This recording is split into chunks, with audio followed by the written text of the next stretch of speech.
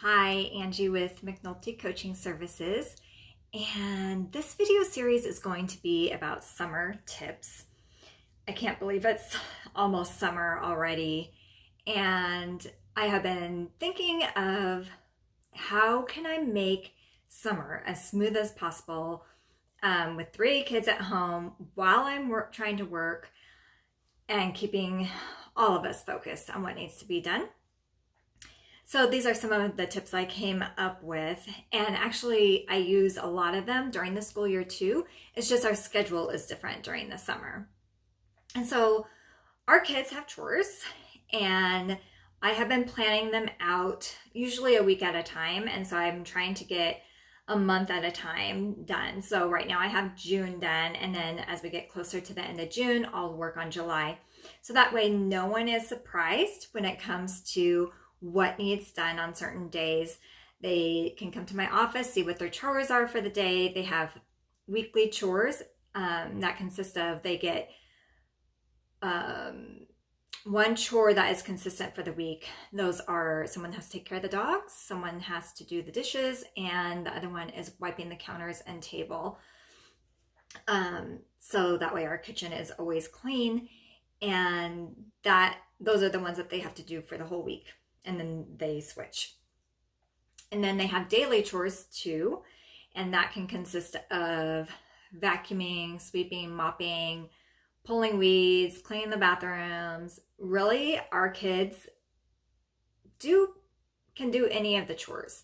And I used to feel guilty a lot of the time thinking, oh gosh, they're kids, they should have more playtime, when really it's on them if they aren't getting their chores done. Really, the chores that I assign them are not that time consuming. They can get done within an hour and usually a lot sooner if they are focused. But a lot of times they don't like to stay focused, and so it takes them longer. And to not take on that guilt and to know that that is on them.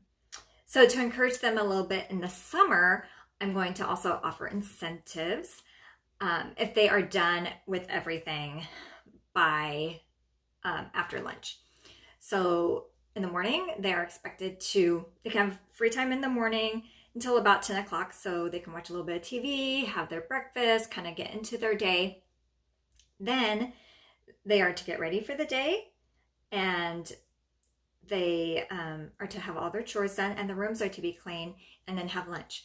And if all of that is done, then we will go and do something fun. And I plan on going to the library a lot because I can continue to work there. They love to read. They have computers there. They can do all these things at the library, so we can spend a good couple hours there and I can get a lot done. So that is going to be a big one. And then also I'm going to share in another video tips on how to save money and things to do. So I'll save some of that, but they'll get to do something that they enjoy after they have completed their tasks. And that just helps me out too, that when I'm done with work, I'm not just sitting there cleaning the house. So that is my, one of the tips is to create the chore list and then create the schedule. So like I said, they have their morning schedule, and then the afternoons will be more free. If we are home the whole day, the other thing I also have the kids do is to keep up on things. So they love to read, so that's not a problem, but they have to do like one math worksheet a day or journaling, something to keep up their skills throughout the summer. So that is part of their schedule too. And then creating checklists for them. They love checklists. So do I. So who knows, maybe they get that from me, where it's just like so satisfying to be like, okay, that's done. And to know where you're at and how much more you have to do in order to get that incentive. So creating checklists, and actually I have them create their own to give them some accountability.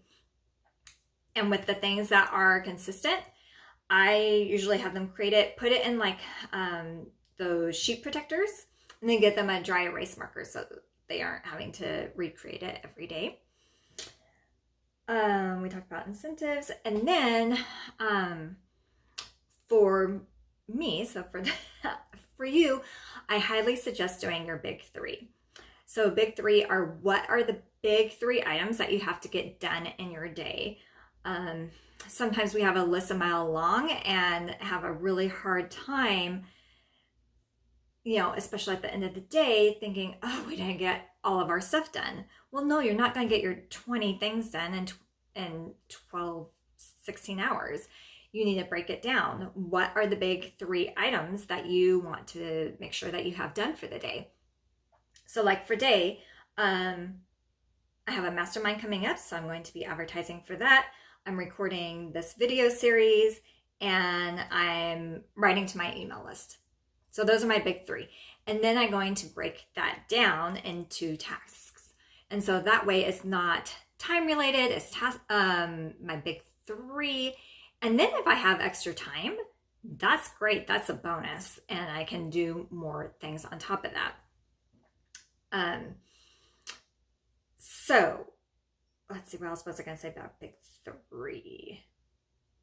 Mine went blank. So anyway, I hope those tips were helpful and help you with some of your time management throughout the summer. If you have tips, please share them below so we can all help each other. And I hope you have a great summer.